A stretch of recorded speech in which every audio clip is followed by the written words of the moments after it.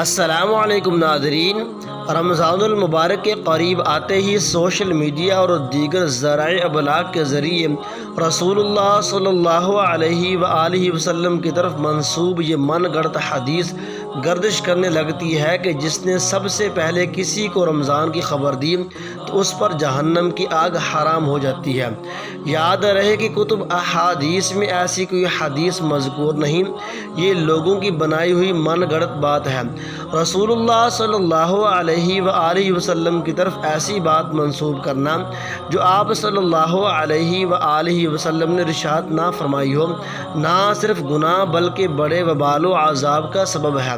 چنانچہ آپ صلی اللہ علیہ وآلہ وسلم کا ارشاد گرامی ہے، مجھ پر جھوٹ مت بولو کیونکہ جو مجھ پر جھوٹ باندھے وہ دوزخ میں داخل ہوگا۔ اللہ تعالی ہماری حفاظت فرمائے۔